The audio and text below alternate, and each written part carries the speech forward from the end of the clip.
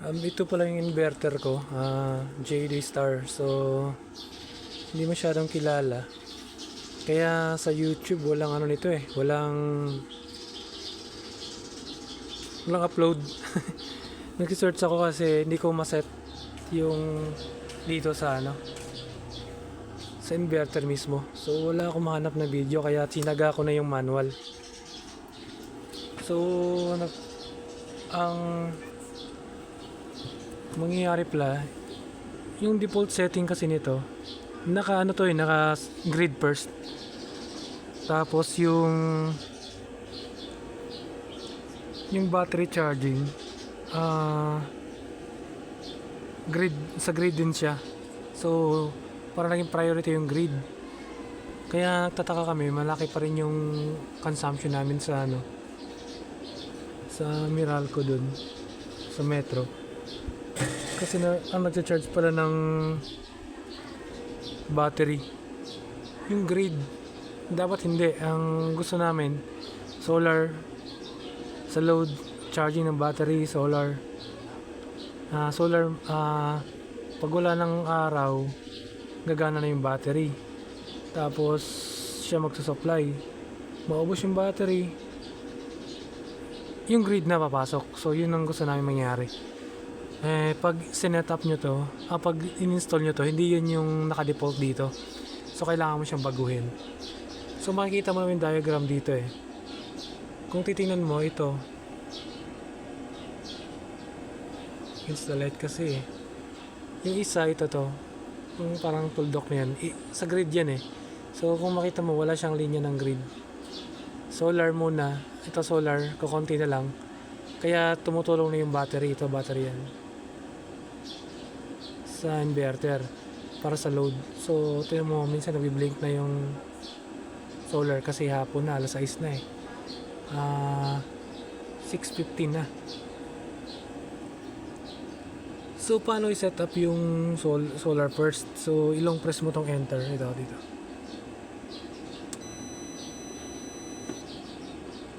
Itong una sa AC yan. Input. So, wala ka masyadong babaguhin dyan. Wala na lang babaguhin. Ito yung hertz. Wala rin. Alam ko pwede mo gawin 50 yan. Pero 60 kasi ang sa Pilipinas yata 60 ang natin eh. Frequency. Normally. So, dito sa 3. So, dito ka magdi-dictate kung anong, kasi nakalagay dyan grid, PB, tsaka PBG. So, PBG meaning solar first, solar battery grid. So, una mo na solar.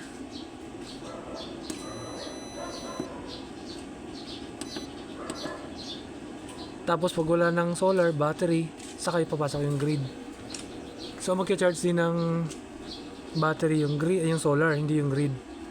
So paano mo siya baguhin? Pag andyan ka na sa na yan, enter mo lang to. Yan, nag-blink na siya. So pwede mo na siyang palitan dito. So yan, grid yan. So ito, PB first, grid first, PB first. So ang pinaka-ideal para sa setup namin ng PBG. So pag okay na yan, enter mo lang. So pag enter mo, hanapin natin yung number 5.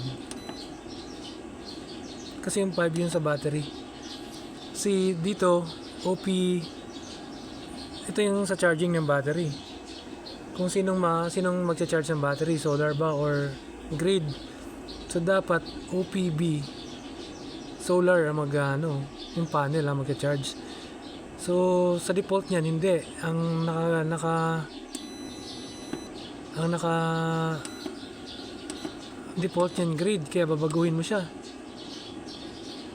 So enter mo lang. Yan, mag-blink na siya. So hanapin mo yung yan, grid kasi yun yung So nakalagay dito solar.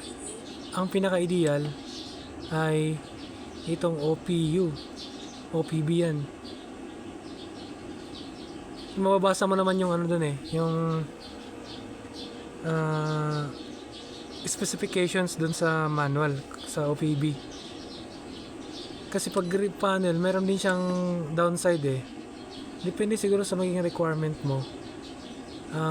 Pili ka ng bagay sa'yo. Kasi itong setup namin,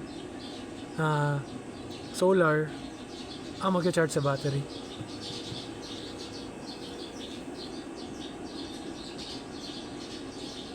So, sana yan? Yan, OPB. So, pag nakapil na, halimbawa, yan, nakapili ka na ng bagay sa'yo or sakto sa requirement mo. Yan, mayroon yung PNG. So, i-enter mo lang, tapos back mo na siya. Makikita mo yung diagram dito sa screen. Pag yung ang grid ang magcha-charge, makikita mo yung may line dyan pumunta sa battery.